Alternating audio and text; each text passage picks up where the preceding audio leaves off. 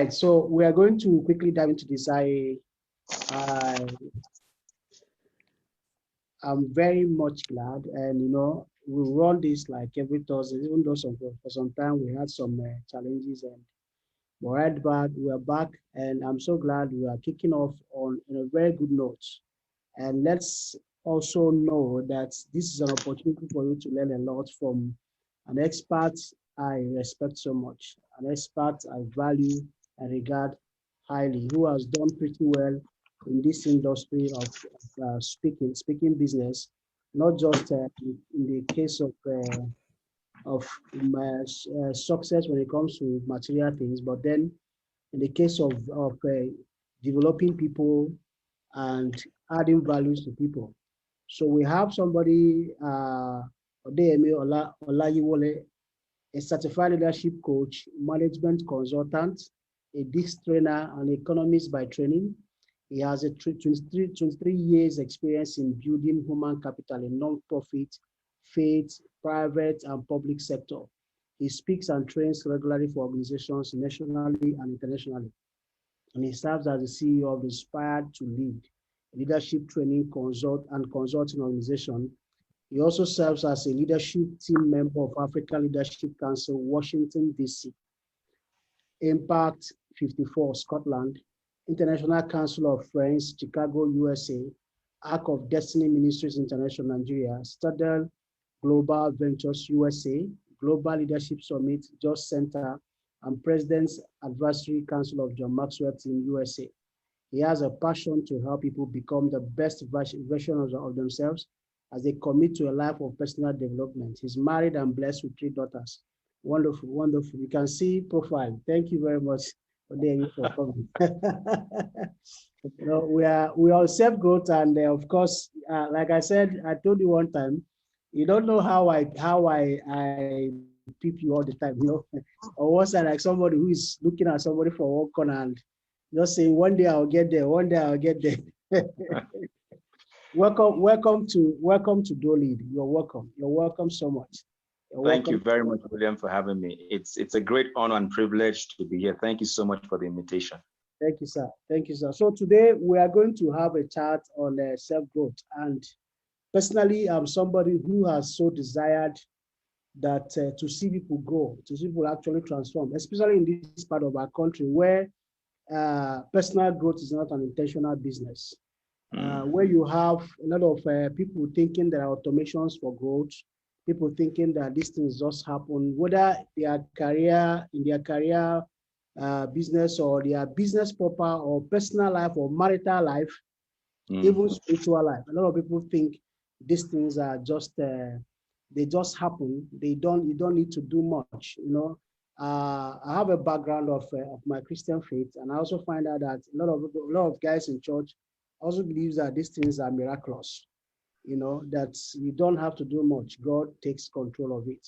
But today, I want us to really do justice on this topic so that we can see as much people we can help on this issue of growth. So I want to start asking you, in your own opinion, what do you think that self-growth is all about? Please. Well, once again, thank you, William, for having me on this conversation on a topic that is, I think, my favorite topic. I mean, out of all the topics that I speak on, this is my favorite out of all the topics. So it's interesting that you invited me to speak on this topic. I believe that self-growth is basically taking personal responsibility for your development to reach your full potential, on a daily basis. So there are keywords I see there. It's taking personal responsibility, to ensure that you keep growing till you reach your full potential. I heard a quote many years ago. It says, potential is God's gift to you. What you do with your potential is your gift to God. So for me, I made up my mind that I was going to give a gift to God and to humanity by ensuring that every day I take personal responsibility to become the best version of myself. So because it's seeing school without walls, most people stop learning the moment they They get out of the four walls of conventional school. But I see self-growth as the process of continuous learning without walls. Oh, wow, thank you, thank you. You know, there's a statement you made, and I want to ask you a follow-up question to that. Number one, you said personal growth or self-growth is a personal responsibility. It's our responsibility to do that. And that, like you quoted, that potential is what God gives to you. Then what you do with it is up to you.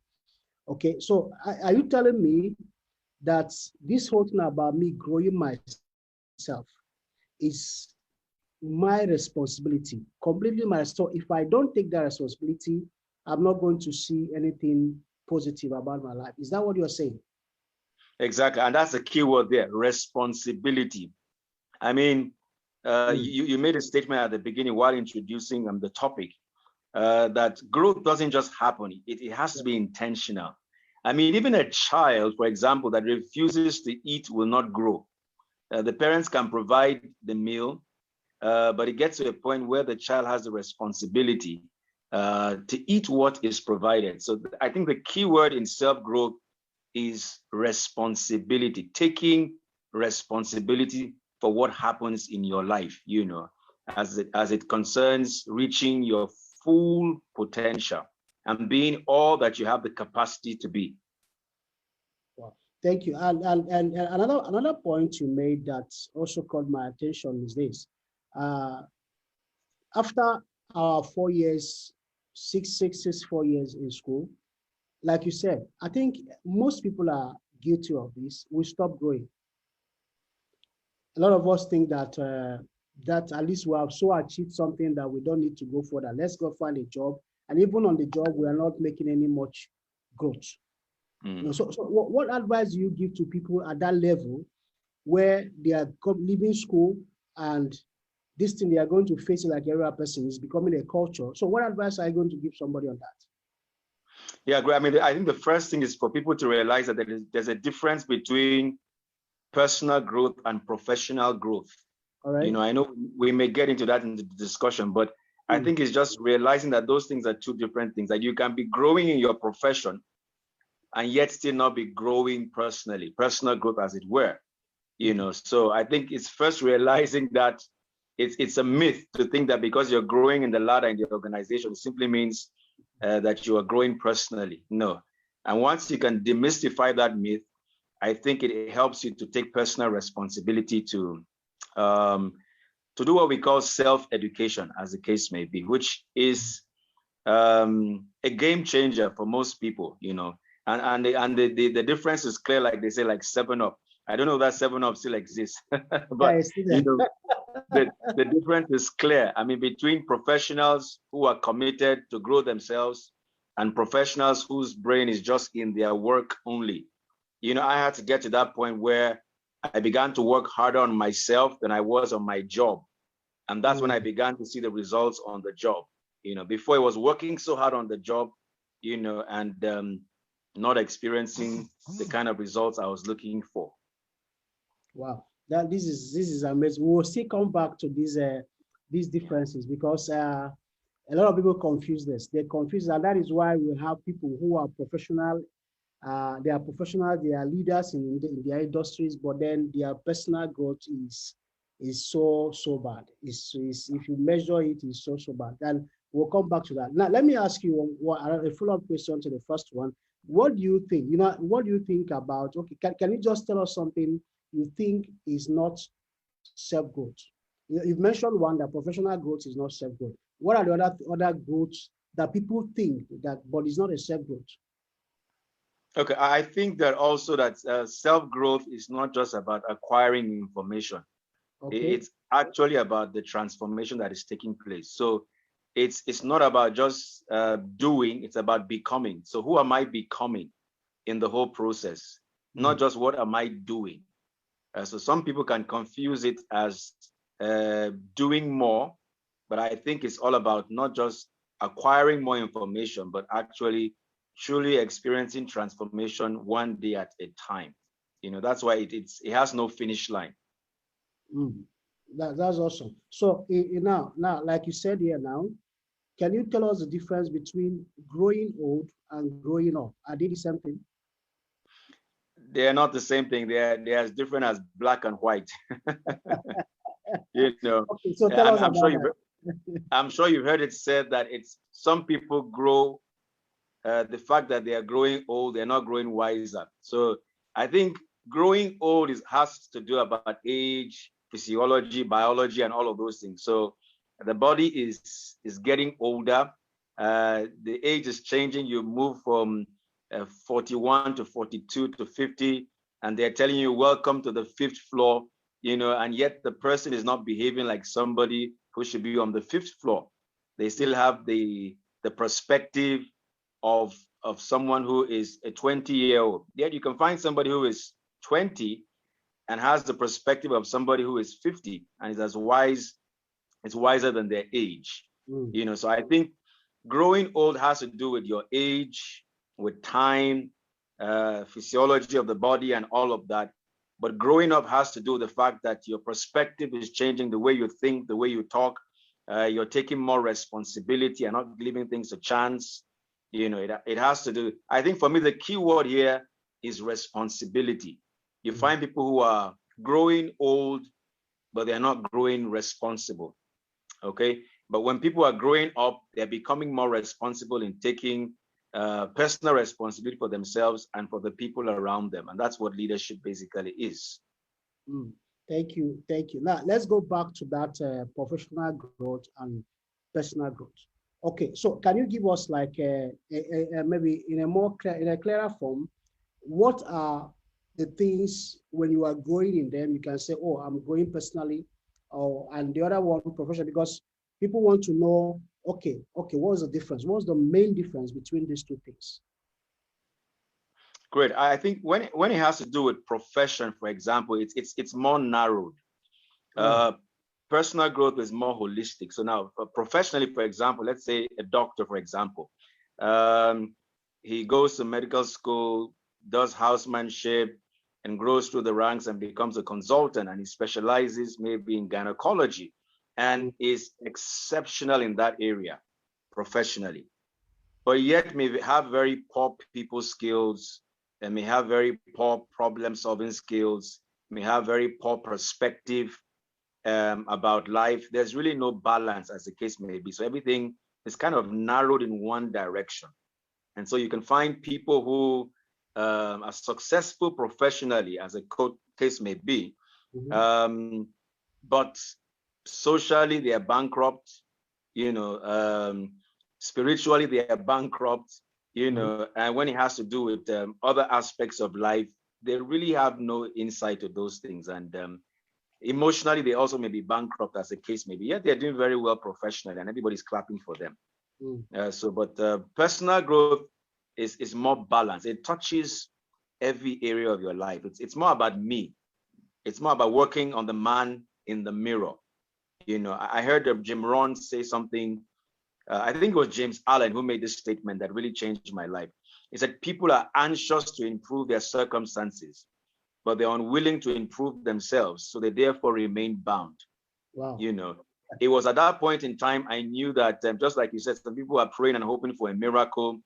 Some people are working very hard on the job and not realizing that it's working on the man in the mirror that actually begins to bring the changes that we're looking for. So professional growth it's more narrowed, while personal is quite holistic. It touches the spirit, the soul, the body, the social aspect, every aspect. I mean, there are 6 areas, and maybe in the course of this conversation, I will talk about, I personally, my self-growth plan I've been following for the last 6 to 7 years that has really brought about a major shift. Wow. Thank you very much. Thank you. And I noted that I know something, while we were talking, something just came to my mind. We have a lot of professional people, professional politicians, professional this, professional that, and we have seen the kind of wreck some of these so-called people are causing in the society, in the organization where they are leading, because of this issue of personal growth. And while you were talking, that came to my mind. Could it be that is the problem we're having? A lot of people focus on this professional thing and then leave the other one to suffer. And that is amazing. That is amazing. Now let's go back to something. Okay, I've not mentioned it before, but I want to say, because I was speaking with somebody and I found out that people have reasons why they don't go. And I found out one of them is that they are afraid. Some people have this fear. Some people have this fear of something. I don't know. Well, I think one of them mentioned one time ago. I was asking about his finances, and I found out some people are afraid to be poor, and it tries to make sense to them, but then it's not actually what propels them to do what they are supposed to do. Now, can we talk about these fears that people have when it comes to self-growth? The fears that people have, maybe from your experience or from some other person's experience, you can share with us on that. Great, amazing. And now let me just say, I mean, going back a bit to what we talked about, personal or professional, Yes. it takes me back to a story that our common mentor, John Maxwell, shared when he got on the personal growth path in 1976. He was having a meeting with somebody and the person asked him, do you have a personal growth plan? And he just went on and on talking. At the end of the day, he had to just admit, I don't have a plan. Before then, he was working very hard in his organization there. He had grown through the ranks, yet he did not have a plan to grow himself.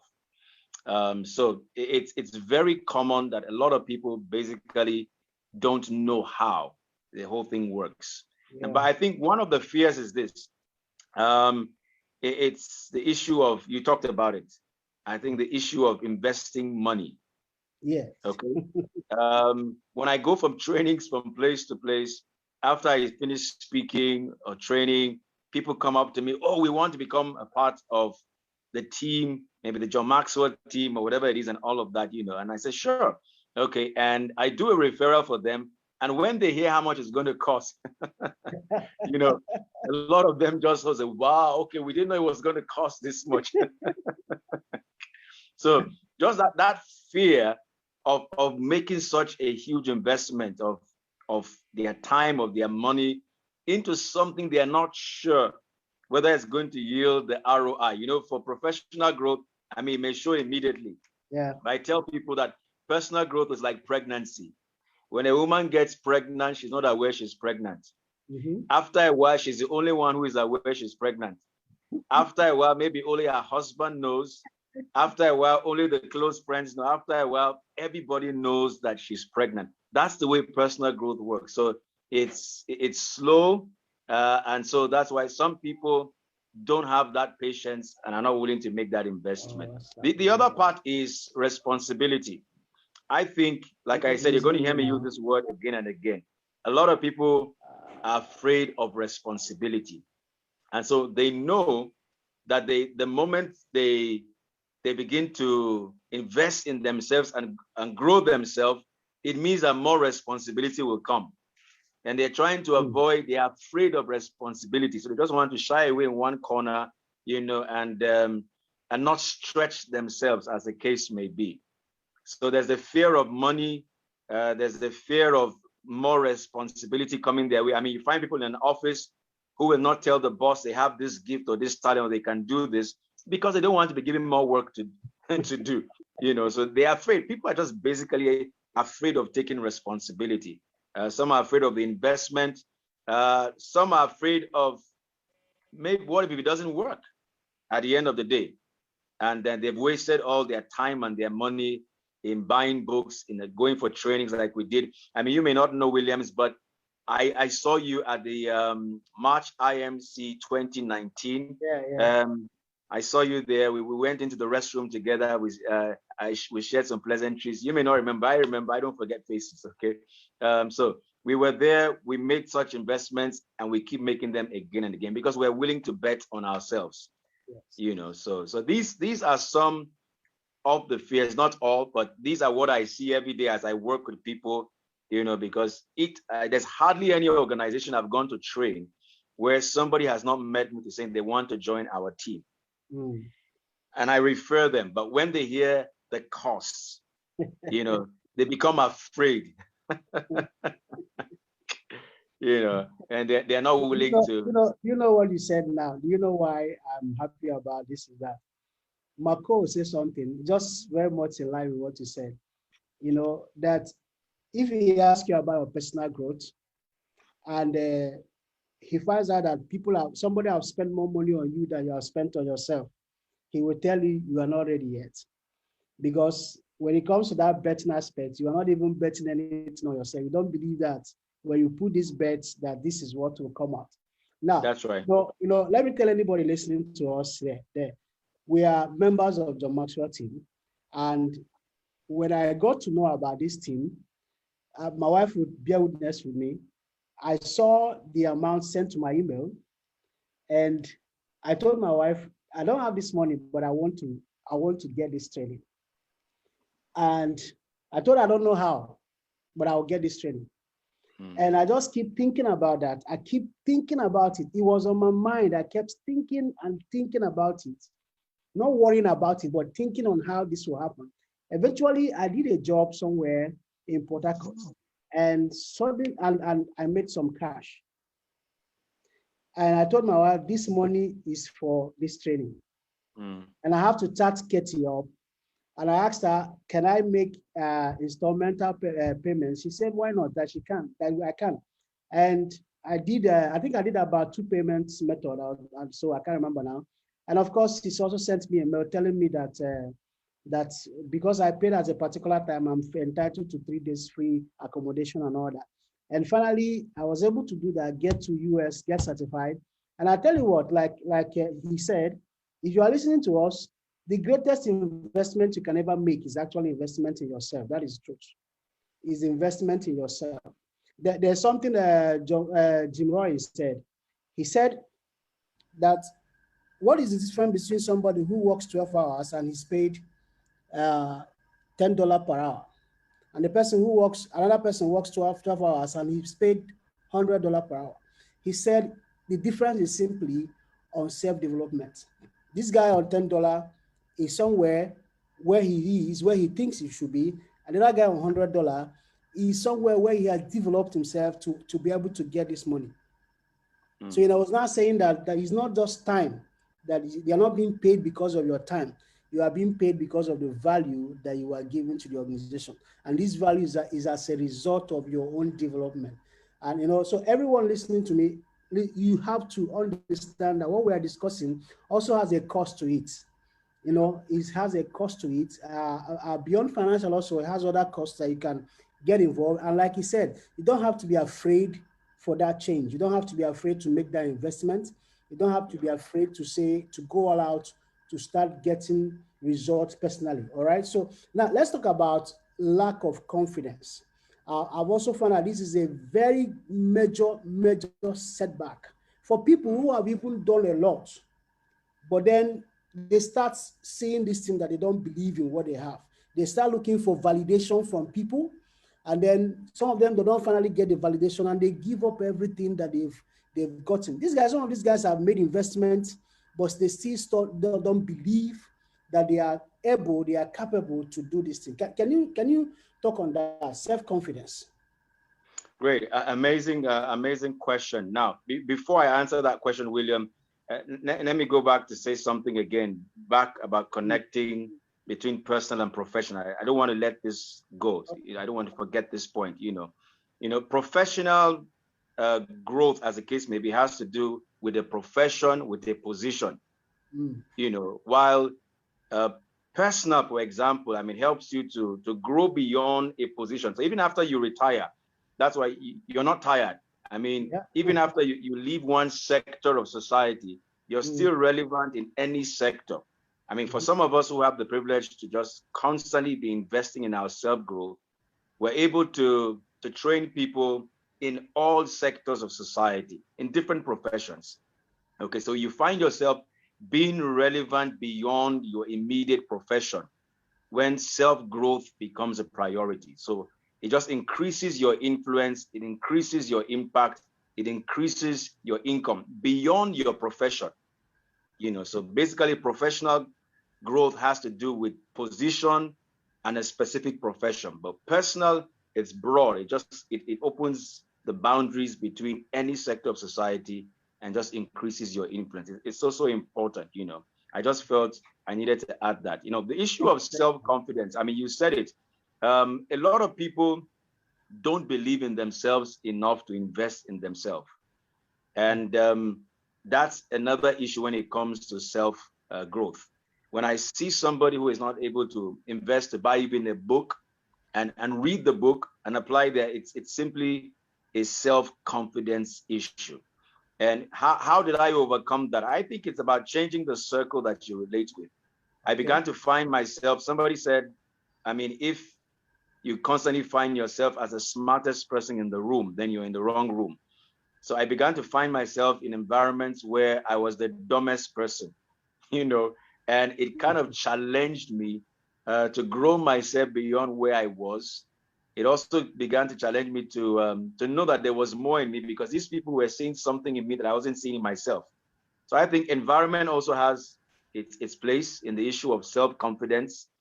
I know that the experiences that people have gone through, we all live in different parts of the world. Sometimes the economy, people are saying, okay, we haven't fed our bellies and you're asking us to feed our minds. Okay, no, but that's where when you feed your mind through self-growth, then you'll be able to make the income to feed the belly. But if you eat everything, all the money that comes, you eat with your 10 fingers, and you're not investing in your personal development, you just discover that the poverty and the lack lingers for a longer time.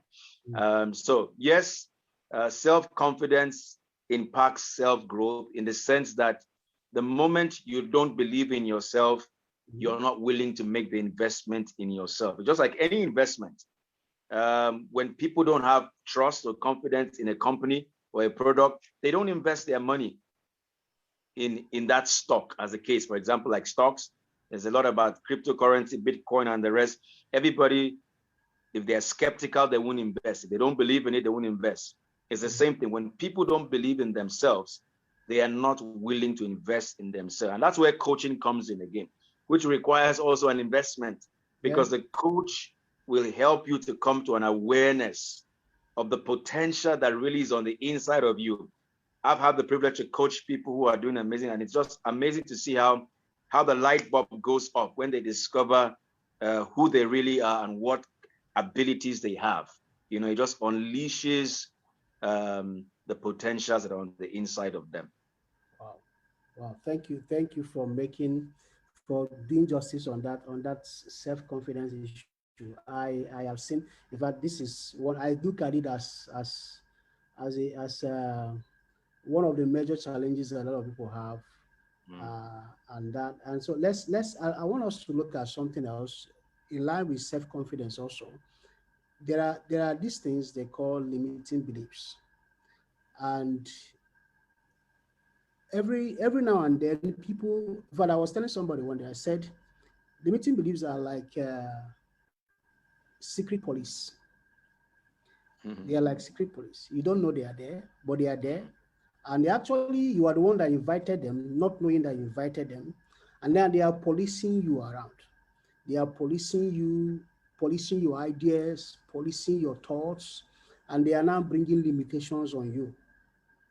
I want us to look at these things. What are the different limiting beliefs that people have? We have looked at lack of self-confidence, not believing in yourself. What are other limiting beliefs that you think are stopping people from this business of self-growth? Yeah, I think that one of the first ones is I'm not a leader. I mean, so what's the point? Okay, I'm just a nobody. I'm just there in one corner doing my own thing, just trying to take care of myself and my family. So this myth that I'm not a leader, not realizing that everybody is a leader, everybody has the potential to develop the leader within them, is a major limiting belief that stops people from investing in self. So I think that's number one. I am not a leader. Okay, so what's the point? Okay, I wouldn't bother wasting my time. Two is I'm not worth it. I think a lot of people have lost, back to the issue of self-confidence. When people lose their sense of self-worth, maybe because of the experiences they've gone through, the background where they were born, the failures they've experienced. I went through a lot of failure. I have more failure than success. You were just talking about looking at me. You don't know the baggage of failure that is behind me, okay, that has led me to where I am. So all of those setbacks and those failures created negative stories in my head about my self-worth and whether I was really worth making this investment or not in myself. So the experiences that we've had, the background creates those limiting beliefs of self-worth. Then the issue, this scarcity mentality also, especially those from these third world countries. I mean, you find them even in the developed countries. This scarcity mentality is what gives birth to it's too expensive. I mean, how can somebody spend so much money on this or that? It's a limiting belief that is created from a scarcity mentality, which may be traced back also to environment, experiences that people have had, and the background they're coming from. Also, the issue of it's not time. Some people have this limiting belief that is created by the issue of time. So it's not the right time, maybe sometime in the near by and by in the future and all of that. And they just find themselves constantly pushing their self-growth to the future because time has created a wrong mindset within them, So for me, these are a couple of those limiting beliefs. Like I said, number one, I'm not a leader. So, I mean, it's people who are leaders who go for leadership training. It's people who want to be leaders who will be investing so much money in capacity building and the rest. People who want to maintain the status quo. They just want to pay the bills. I mean, what's the point? But I also realize that success is not something you pursue. It's something you attract by the person that you become. And everybody wants to succeed one way or the other. And as you overcome these limiting beliefs of it's not time, I'm not a leader, I'm not worth it, it's too expensive, it will help you to just cross that chasm and begin to invest in yourself because you are worth it. You are worth every dime, every naira, every dollar, every pound of investment in your self-growth. Wow. You are worth it. You are worth it. Now, like you said earlier, most people think they are not leaders. That is why they don't want to get involved in leadership development and all that. But everybody know we are all leaders in different capacities. You don't have to be the president of a country or in your family, you're a leader. Whether you're a male or a female, you are leading in one capacity or the other. And I also want to say something that even if you think you are a follower all your life, there is still self-growth for followers to be a good follower. So you just have to do something about your growing yourself and all that. Let's look at that, and then I'll leave the floor for you to share stories upon stories for us. I want to ask the last question on this, and that question is simply about this attitude we have in this part of the country where people just think that they can reap where they didn't sow. Is it, it can even come from the biblical angle and all that to tell us about, because I have seen many people who think that this thing is miracle. And because they are going to the house of worship, this miracle will come on them, it will fall on them, it will scatter them, put them together, and suddenly emerge. I'll tell you, I don't want to mention some things here, but I've seen people claiming leadership, claiming growth, claiming. Do you claim? So while you're talking, do you claim all these things? So tell us about this, please. Very, very interesting question. Now, let me say also that some of these, this attitude of claim it, get it, and wanting something for nothing has also been created by the fact that technology has collapsed time. And I'll explain what I mean. We belong to a generation where everything is instant. Okay, so things come faster. And I mean, you want something, you order it on Amazon, you get it almost immediately. Okay, you go to the ATM, you draw money. Instant noodles, instant this, instant that, instant that. So that has also created this mindset that we can collapse time and everything can happen very fast and immediately. Okay, in our own part of the world here, Williams, they now say that they should cut soap for them. So they just want to have soap and bath and and their story would change. But I think people need to realize that everything is a process. There's always a back end story to everything that we see at the front end. Yes, Okay, and yes. people must come to realize that all these people that you see that you feel they have just blown, there's a back end story to their life. Okay, and for me, that's what I do. I think maybe connecting this with a couple of stories, like you said.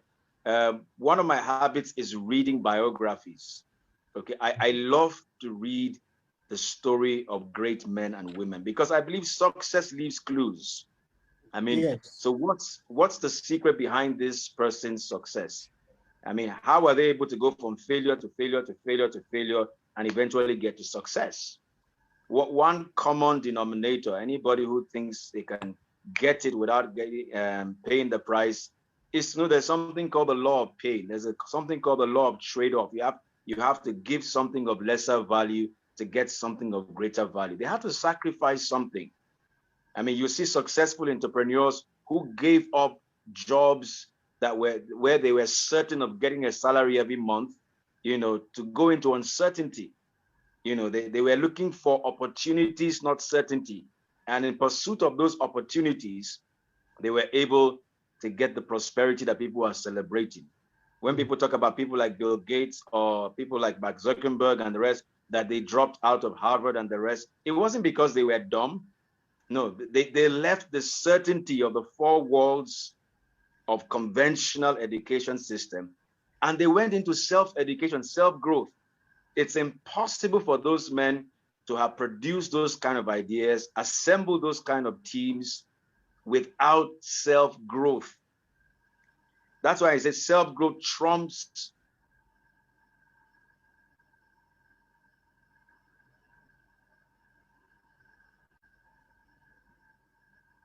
any form of formal, as this mighty share that most of their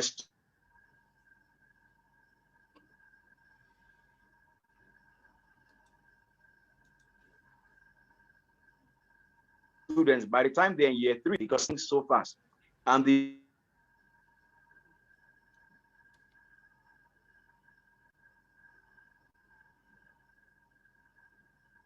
only way for us, because we're going the extra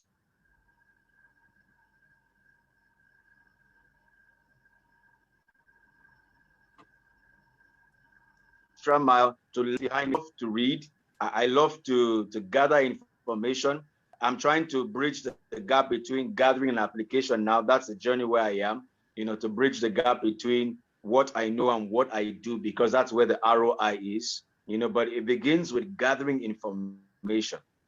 Like I was saying, you said I should share a couple of stories. Then I'm already sharing a couple of stories, but let me just dive into to some personal stories. I mean, I found myself struggling for a very long time. I felt I was working hard, but I wasn't seeing the results I wanted to see, and it was very, very frustrating. I mean, knowing that you have potential, but you're not unleashing that potential.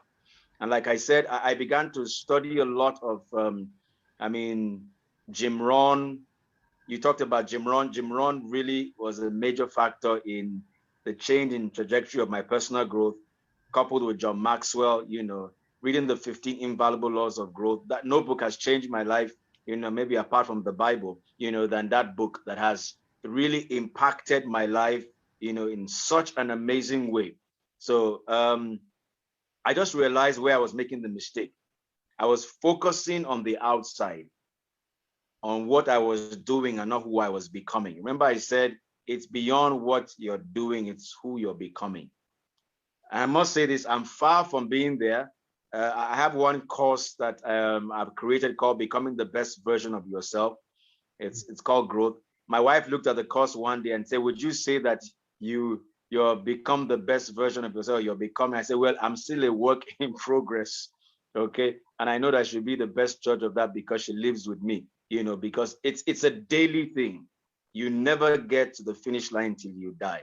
So I just began to work on myself. And when I just turned the lights on Odeyemi himself and began to work on 6 areas of my life, I just began to see that gradually what I was chasing began to look for me. What I was looking for, I began to attract, simply by just changing working harder on my job to working harder on myself.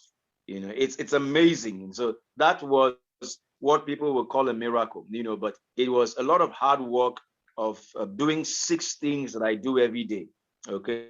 I don't know whether you want me to share my own self-growth plan, you know, and Yes, how go, I've go used ahead, that and I go keep ahead, using go that on a ahead, daily basis. go You know, ahead. so there are basically six things that I eventually came up with after reading the 15 laws of growth. I came up with my own self-growth plan. You know, okay, so what are 6 things I need to do every day so that every day is an addition on the last day. I'm just gradually becoming a better version of myself on a daily basis, working harder on myself, you know, so that I can be that kind of person that will be able to add value. So the first one, it's an acronym I call growth. So it's GROWTH. And interestingly, that's the password for our meeting today. For those of you who are on the Zoom call, it's growth. Now, so the G represents God time daily. I'm a person of faith, and somehow just being grounded in my faith has helped me to maintain character, credibility, even in dealing with clients and people. Okay, so and the more you're connected with Him, the more you experience the desired creativity. Am I still there? Yes, you're here. Yes. Okay, I noticed that I froze a moment. So I have what I call God time daily. I mean, regardless of what faith you may belong to, I truly believe that connection to God, if you're a believer in God, has a major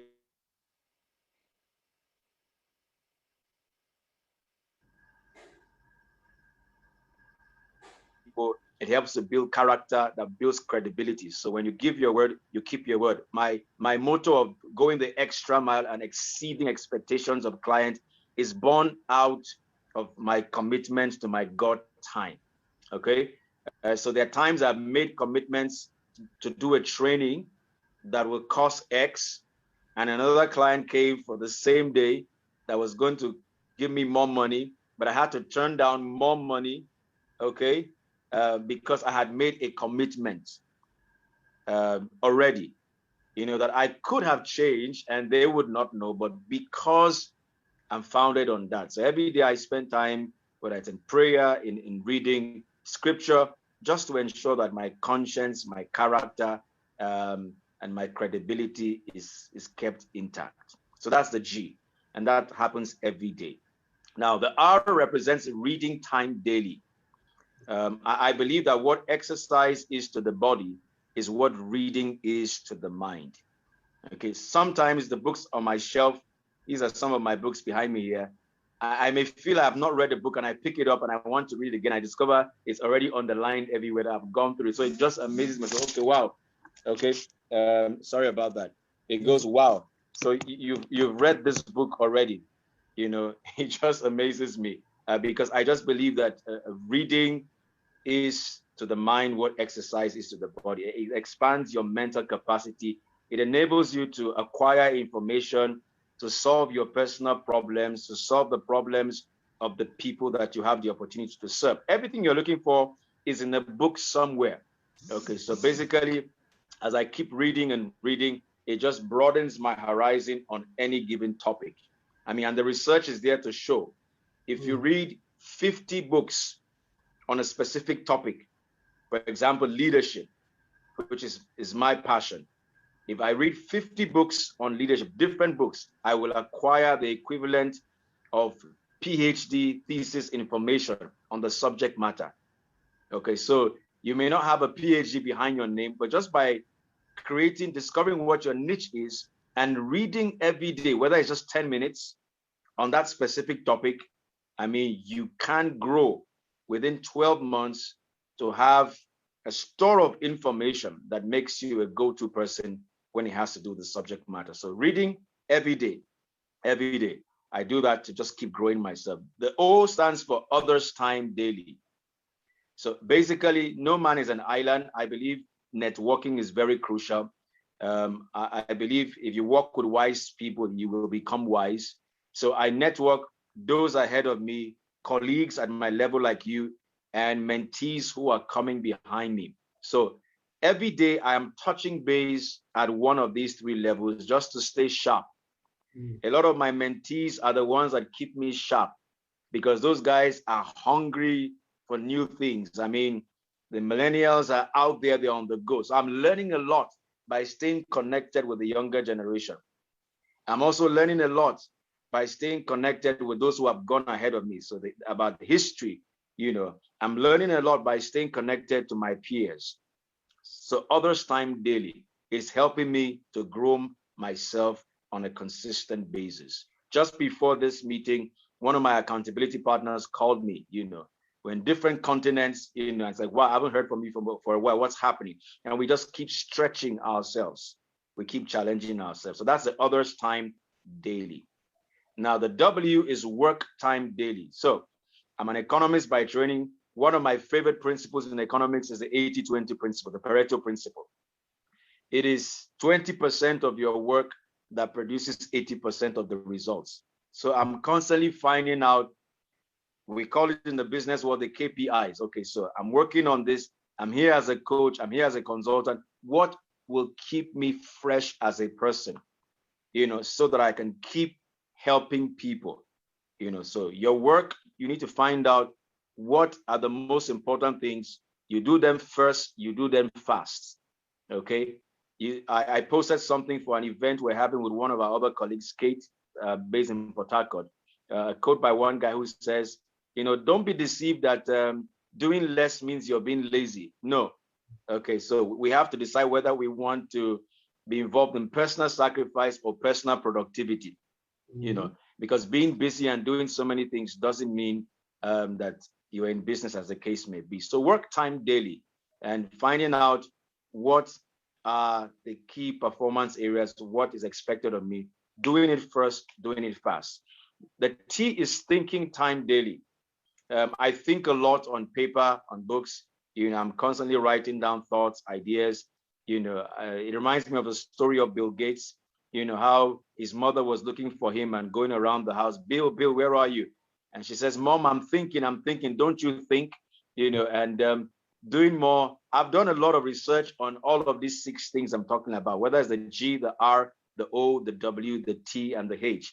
And I just discovered every successful person, from presidents of nations to presidents of corporations, they do these 6 things one way or the other. One way. I mean, it was talked about, my favorite American president, Abraham Lincoln. I mean, early in the morning, his aides will come, they find out that he's kneeling down and he's having a quiet time of prayer and reading his Bible. So even with the busyness of the world, they still had time to connect with their creator, so all of them. And there were people who read a lot. There were people who were massive networkers and they connected with people and they knew their work. They knew what they needed to be paying attention. The thinking time also, they were very reflective. And I want to challenge, because every idea always comes as a skeleton. Yeah. Now, the more you think on the idea, the more you're putting flesh on the idea. So when I go for my thinking time, I'm quiet, an idea drops in my heart, I write it down. Tomorrow when I'm back there again, some more flesh is coming, And the more time you spend thinking on a specific idea, the good idea grows to become a great idea. It always becomes like a skeleton at first. But the more time you invest, in creative thinking on paper, the more you're able to put flesh upon that skeleton that first came. And last but not the least is the H, the hearing time. So I hear every day, podcasts, audios. I listen at 3 levels: spiritual, motivational, educational. Okay, so the podcasts I listen to, some of them are spiritual that build my faith, because I believe faith comes by hearing. Fear also comes by what you hear. I stay motivated by listening to certain particular speakers on a daily basis. Then also educational, things that have to do with leadership and self-growth and the area of my profession. So these are 6 things I have done for the last 6 to 7 years that have brought the things that you see that you admire from afar. This is the secret behind it. This is the back end. After lots of failure, and I'm yet to be there. I'm still a work in progress. If you ask me on a scale of 1 to 10, 1 being the lowest, 10 being the highest, where I am, I'll tell you maybe I'm like 4/10, on where I should be, in my journey of self-growth and impacting the world, because I know there's still so much more that needs to be mined through these 6 things. It's like a diamond field or a gold field, and you're trying to mine what's there, the resources there. These are the 6 things I do to keep mining. It's just like Michelangelo. I'm sure you've heard that story before. I mean, they saw him working on the piece of rock, and they asked him what he was doing. He says, I'm trying to bring out the angel that is inside the rock, and he had carved that image of that beautiful angel. That's what self-growth does. Every day you're carving out that angel, that beauty, that masterpiece that is in all of us. Some die without becoming a masterpiece to their world because they refuse to make the investment of self-growth on a daily basis. And that word is crucial. It's daily. Okay, it's daily. It's not about going for one conference and that's a year. No, it's a daily thing that you're doing. You're carving out the angel, the masterpiece every day. So that's what I do every day, to just gradually become a better version of myself every day, so that, like Henry Ford said, whatever you do today, do it better tomorrow. How can I do it better tomorrow? By becoming better today myself. I can't give what I don't have. If I'm not becoming better personally, I can't become better professionally. And that's why I believe self-growth trumps professional growth any day, anytime. Wow. Thank you. I don't know, I was just looking at them. I said, no. This time is running so fast. Thank you very much. Okay, I can't hear you. Can you hear me? I can't hear you. Can you hear me now? Okay, it's a bit faint. Can you hear me? Can you hear me? We can hear you. Okay. Okay, we can hear you. Just a bit faint, but we can hear you. All right. Okay. So thank you very much. I don't know how to just, if you are outside there, you're on Facebook, please, you have to go over and over this again, over and over. And like John Maxwell said something, I want to encourage you there. If you don't get the experience, you can borrow the experience. So you can borrow his growth plan and sit down and start working on, tweaking it and see how you can do something very good with it. Okay, so we are so glad. Unfortunately, our time is up, but thank you very much. I don't know the last statement you want to make to the people who are watching us, listening to us, and people who also will listen to this after now. Please, if there's a last word you have for them. Well, first of all, it's to say thank you for giving me the opportunity to share part of my story and my journey. I deeply appreciate you, and I celebrate the amazing work that you're doing also, Williams, over there. And I look forward to greater collaborations to make our world a better place. And for everyone who is listening or watching, just know that there's a masterpiece that is in you. And through self-growth, you will carve out that masterpiece for the world to celebrate. So you are worth the investment. Begin to invest in yourself from today. Well, thank you very much. And thank you everyone that joined us. And please share this video with your friends. It's very important. Before we leave, I would also like him to drop where you can get this book. This is one of his latest book, The Leader's Love Quotient. So we're going to drop it on the Facebook post, so you can actually pick it up. Like he said, see, if you want to get closer or become like someone, you have to read what he's reading, and you also have to read his books. And that is where you actually will know the things that are in his heart. He can't say everything here, but then he has written a book for leaders, so whether you are thinking you're a leader or not, make sure you get his book. For leaders, on marriage, on marital level, organizational level, church level, get a book. It will help you a lot. So we're going to put a link on the Facebook post, so you can actually get it and start reading it and enjoy it. You heard what he said. One of the acronyms is reading time. So you have to also develop that, and as much as you can, read and read and read. And like he said, what exercise is to physical body is what reading is to the mind. It helps to expand and develop your mind. Thank you very much, DME. Thank you. We appreciate your time and we love you. Thank you so much. Thank you for coming on board. Thank you and thank you. Thank you everyone Thank for you. joining us. Thank Thank you so you. much. See you again next Thursday. Thank you so much. Bye-bye. Thank you, sir. Bye. Bye.